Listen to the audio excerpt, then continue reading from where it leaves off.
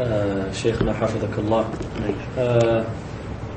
pertaining to what you just mentioned, there are some people who say that it is the president or the prime minister or the king or the leader who's allowed us to the freedom of speech to go out and march and to protest against the government.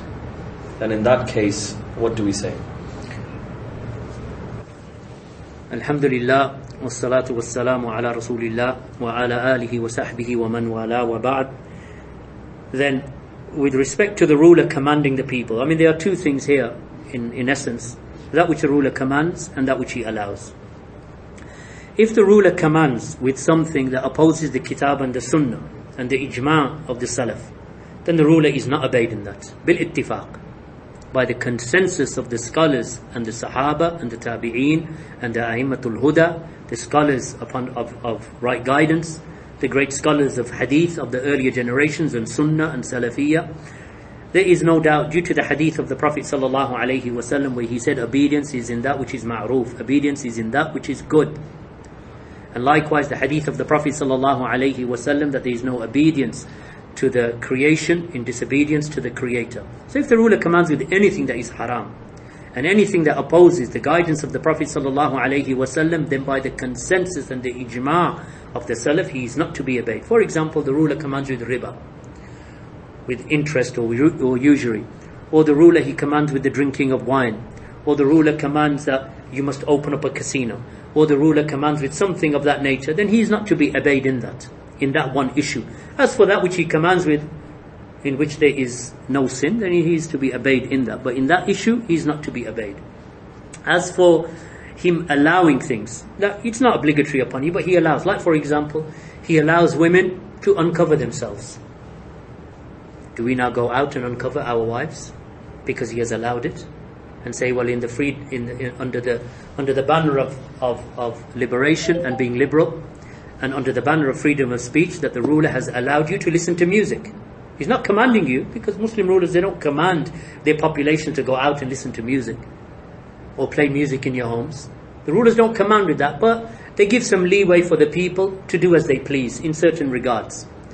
Or that the ruler, he allows, for example, for you to open up a resort in a part of the country where people can come and take holidays and drink. So he gives those holiday hotels, the ruler allows them to sell alcoholic beverages. Now, this allowance does not mean that a Muslim partakes in it just because he allows it. The ruler may allow demonstrations in the street. Just because he allows it does not mean that the Muslims can take that as a license to go out and oppose the sunnah. So anything that the ruler commands that opposes the sunnah, we don't obey him. Anything that the ruler allows that opposes the sunnah, then we don't take their allowance. A person doesn't say, well, I live in a Muslim country where they allow, having girlfriends, so I'm going to take a girlfriend. You say, why? He says, because my ruler allows me.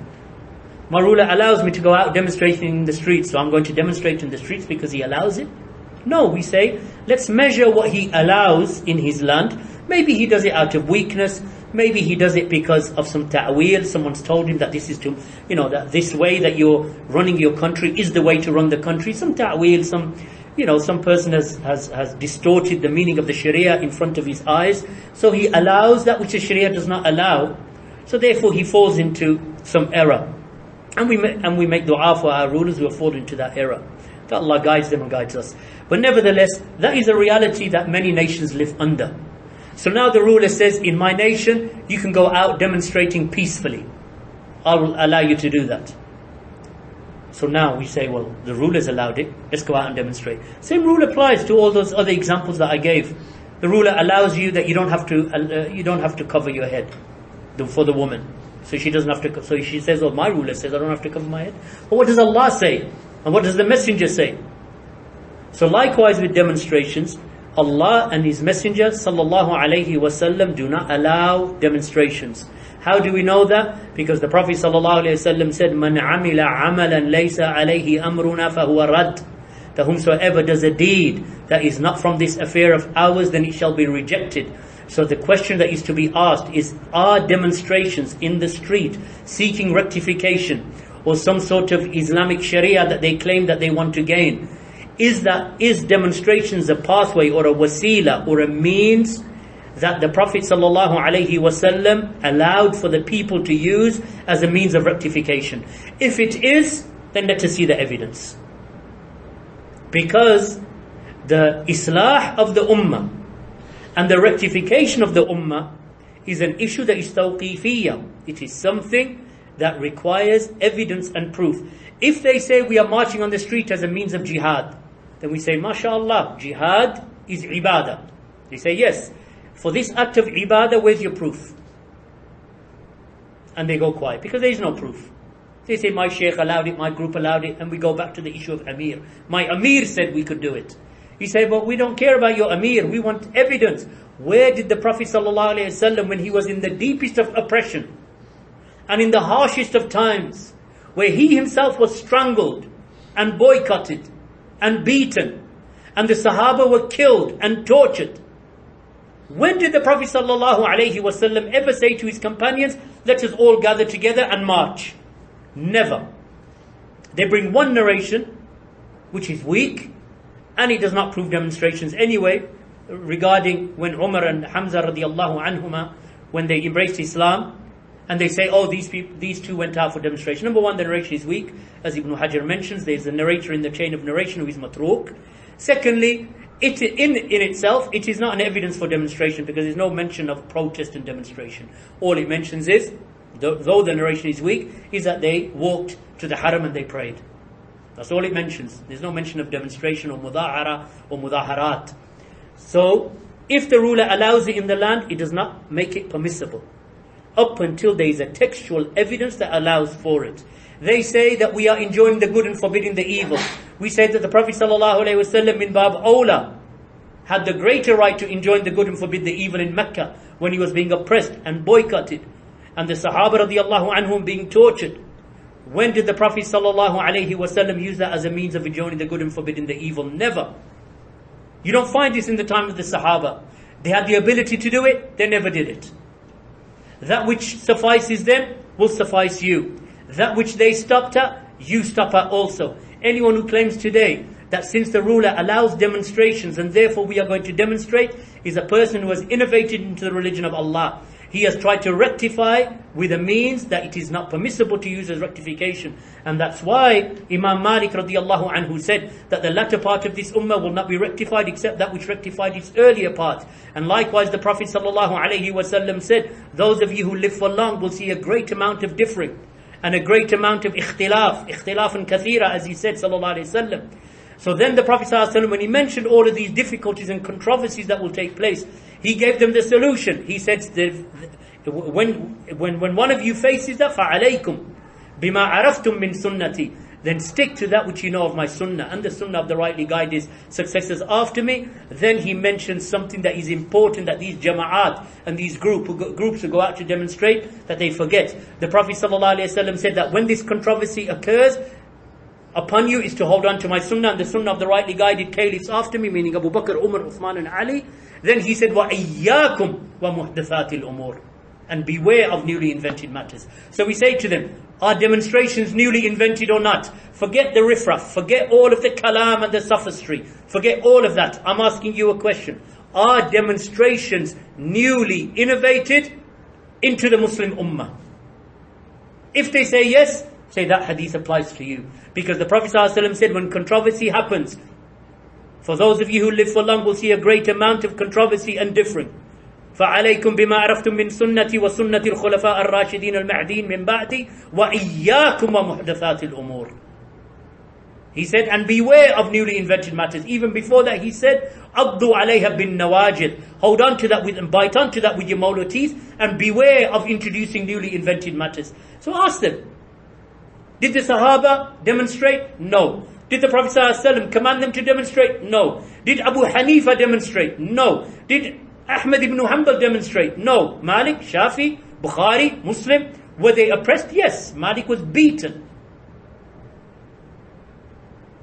Imam Ahmad ibn Hanbal was tortured, imprisoned. Did they demonstrate?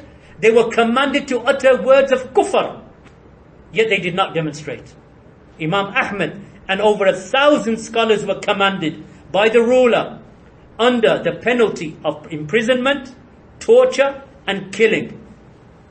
How did Nu'aym bin Hammad die? Nu'aym bin Hammad, from the shuyukh of Imam al-Bukhari, died in the year 239. How did he die? Mu'tasim, the ruler, dragged him from Egypt to Baghdad. In Baghdad he was brought in chains in the year 234, if I recall, after the Hijrah. 234. He commanded him to say that he commanded him to utter words of kufr. What were the words of kufr? Say that the Quran is created. He said, I'm not going to say it. He put him in prison for 6 years. Then, towards the end of his life in imprisonment, he took him out. And he ordered that his arms are chopped off. And his legs are chopped off. Out next to the grave. And Nu'aym bin Hammad, he knew that this was going to take place. That they're going to kill me. They're taking him to the graveyard. He said, when they execute me, bury me in my chains. Don't take these chains off me. Yawm al-Qiyamah, I'm going to command Allah to give me justice. So they executed him by cutting off his limbs, and then they threw him in the grave.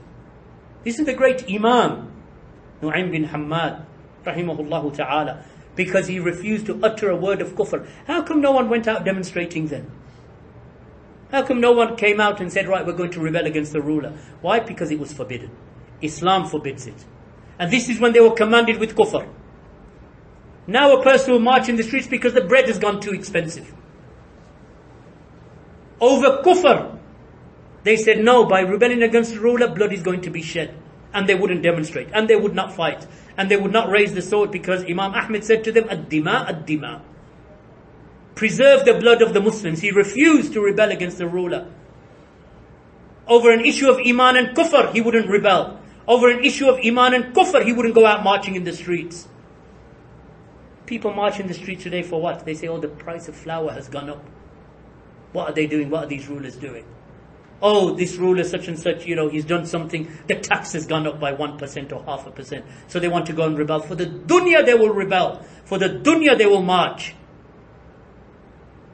Yet Ahmad ibn Hanbal did not innovate. Nor the 1,000 scholars with him. They did not innovate the innovation of demonstration. So ask them, this thing that you are doing by marching, demonstrating, sit-ins, whatever, waving banners in the streets, whether it be in Saudi Arabia or Egypt or Tunisia or Algeria or Morocco or Pakistan or Bangladesh, this that you're doing, did the Prophet ﷺ do it? Did the Sahaba do it? Did the great Imams of the Madhab do it? Did the Madhabs do it? Did the A'immatul Hadith, famously known as the 6 Imams of Hadith, or other than them, Ibn Abi Shayba, or the likes of Ibn Khuzaymah, Ibn Manda, Imam al-Tahawi, did they go out and march in the streets? No. So what are you marching for? Therefore what you're doing is an innovation. Don't give it any other word. Don't try to sugarcoat it. Don't try to make an excuse that we are enjoying the good and forbidding the evil, because what you are doing is an innovation, and you're trying to beautify it with terms of, we're trying to enjoy the good, we're trying to forbid the evil, we're trying to remove oppression. These are just fancy words that they do to justify their bid'ah. Just like those who celebrate the birthday of the Prophet ﷺ. What are you doing it for? Prophet ﷺ didn't do it, Sahaba didn't do it, the Tabi'een didn't do it, Atba'u Tabi'een didn't do it, Abu Hanifa didn't do it, Malik, Shafi, Ahmed, none of them did it. Not Bukhari, not Muslim, not Abu Dawud, not Tirmidhi. Why are you doing it? Because of our love for Rasulullah, they say. They say it's our love for him, sallallahu alayhi wa sallam. So they're trying to beautify it with terminology and words and phrases that will deceive the ignorant people. But the reality is, it is an innovation. It is a bid'ah. وَكُلُّ بِدْعَةٍ ضَلَالَةٍ. And every innovation is misguidance, and the Prophet ﷺ made no exception. Barakallahu feekum wa jazakumullahu khairan. There is a hadith in Adab al-Mufrad. They take it as evidence for demonstration in his here. Should be answered. The Prophet allowed a neighbor to go outside. حدث عن أبي هريرة قال الرجل يا رسول الله. This hadith is a proof against him. There's a hadith, actually on my website I answered this point anyway, because I wrote an article concerning this. where a man came to the Prophet sallallahu alaihi wasallam, and the Prophet sallallahu alaihi wasallam, and he said to the Prophet sallallahu alaihi wasallam, indeed my neighbor, he harms me. So the Prophet sallallahu alaihi wasallam said, go and take your furniture and put it in the road. So he went and he put his furniture in the road. So then the people, they gathered around him and they said, what's happened? Why have you put your furniture in the road? He said, because my neighbor, he harms me. So he mentioned that, or he said that I mentioned that to the Prophet sallallahu alaihi wasallam, meaning that my neighbor harmed me. And the Prophet sallallahu alaihi wasallam said to me, go and take your furniture or the belongings in your house and place them in the path, in the street. So he did that companion.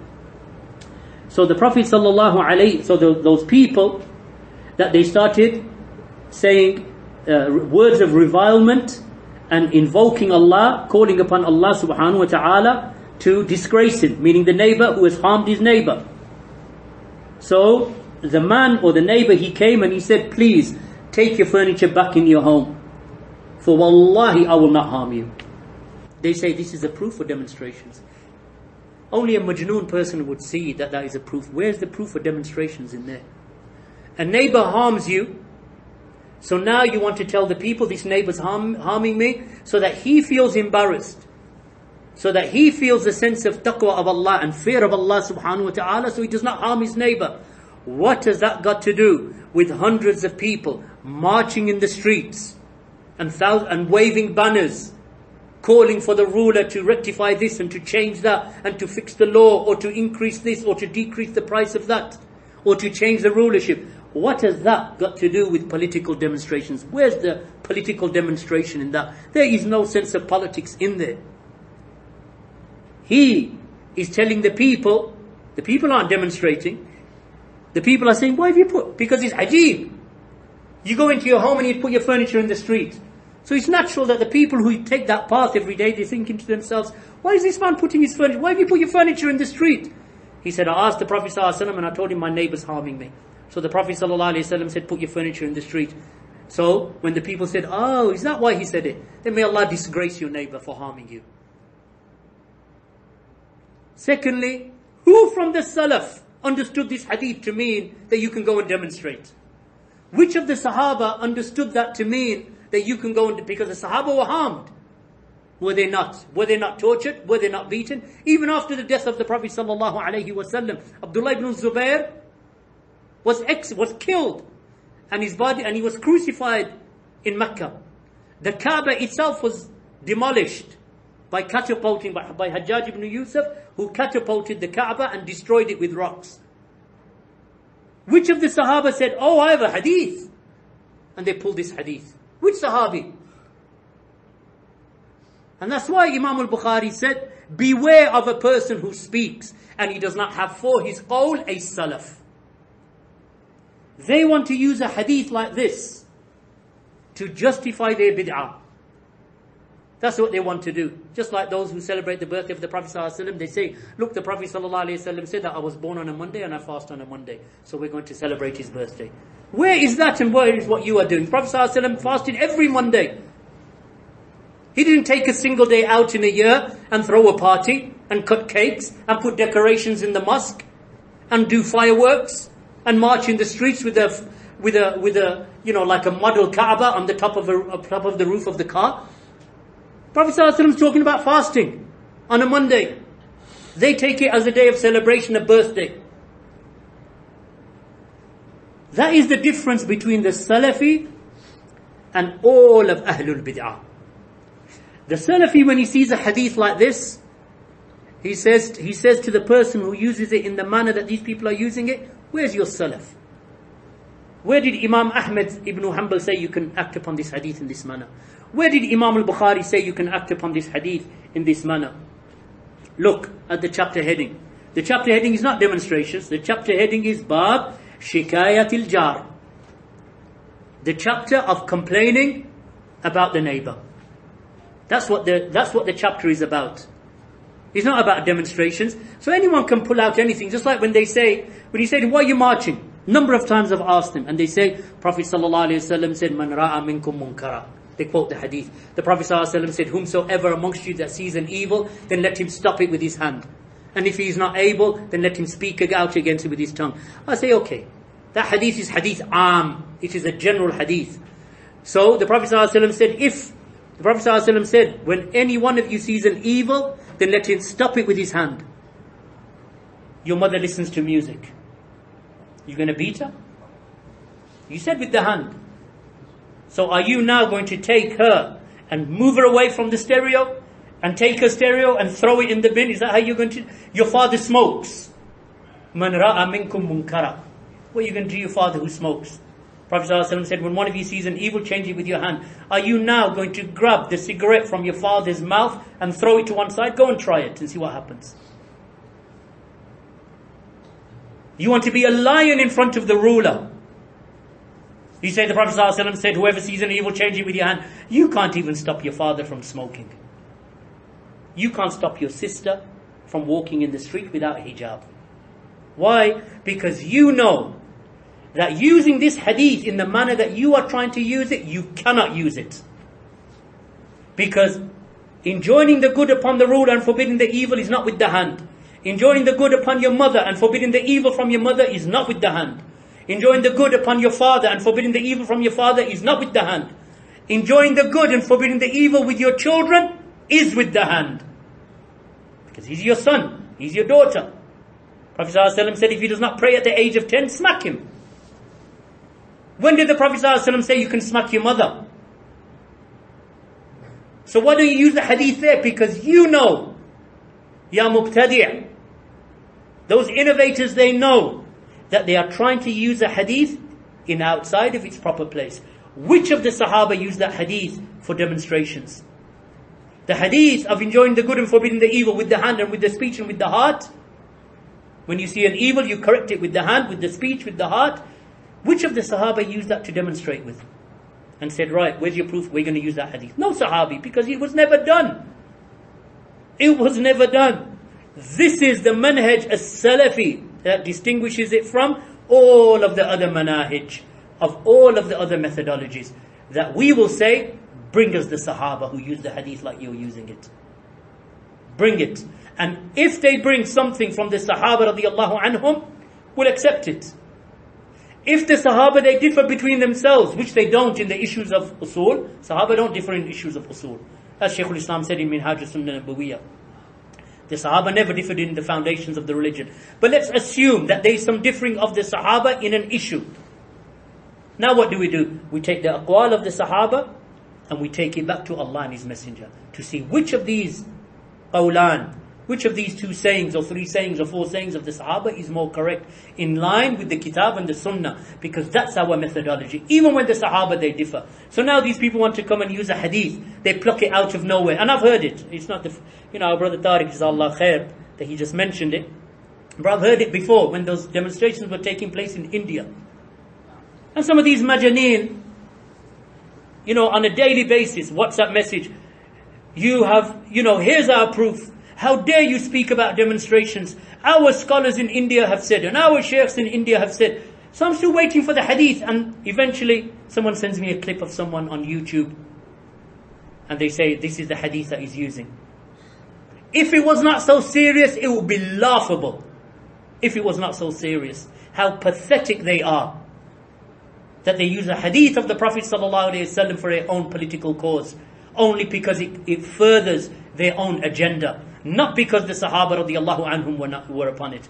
Just like those people who celebrate the birthday of the Prophet ﷺ. Just like those people who gather and they count stones after a person dies. They say, Allah loves dhikr, so we're making dhikr. And they gather together in a circle and they count, 20,000, 10,000 stones. And they say, we're doing this because Allah said, فَذْكُرُونِي أَذْكُرْكُمْ.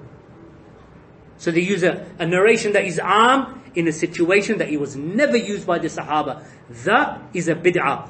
And if the hadith is to be used in a situation that was not used by the Sahaba, this is what the Salaf, like Imam Shatibi and other than them, that they used to say that this is the bid'ah idafiyah.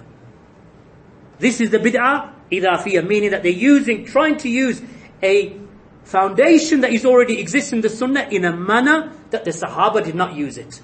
And the Prophet ﷺ did not use it. This is an innovation, but it is an innovation that is trying to use something of an asl. But they can't use it because it wasn't done in that way. If it was not done in that way, we don't do it.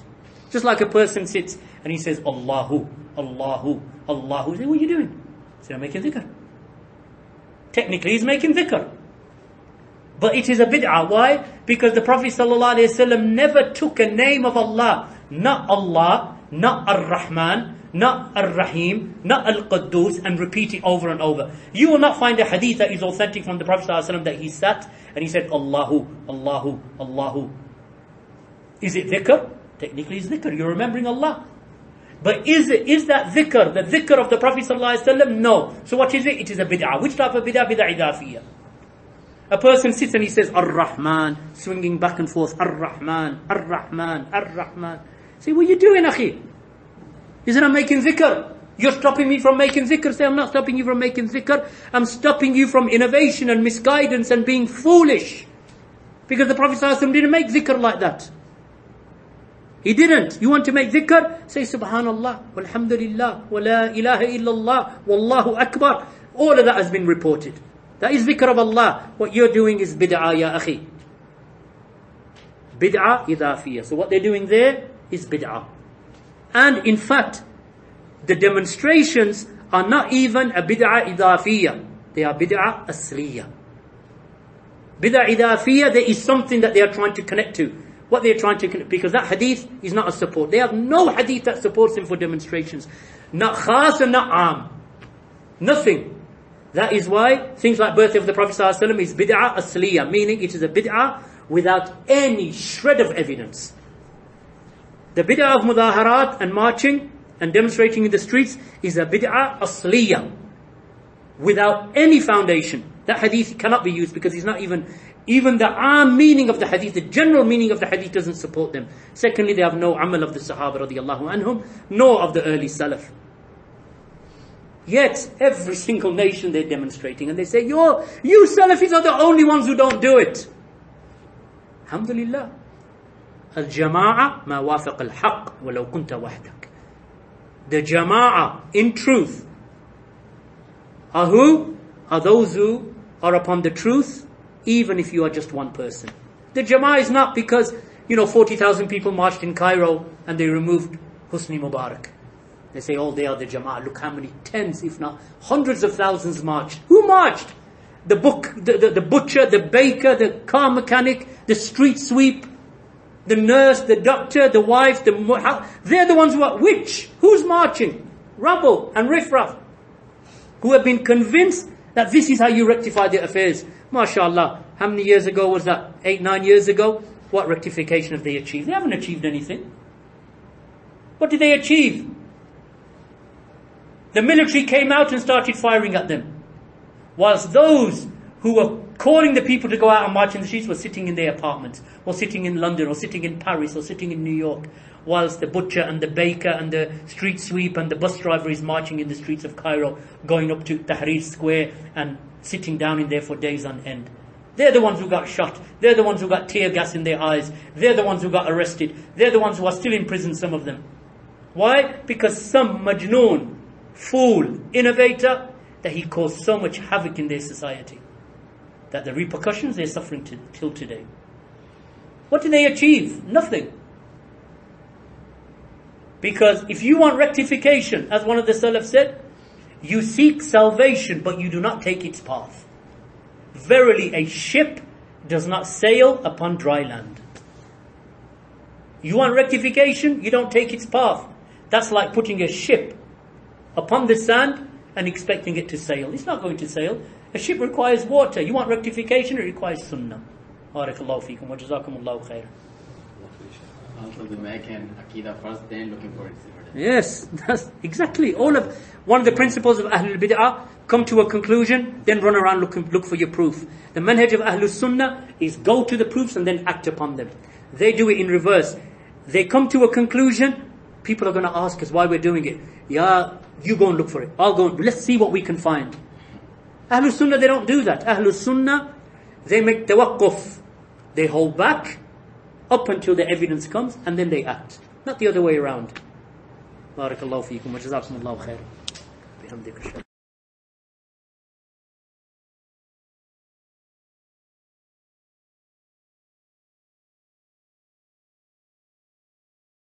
توحید خالص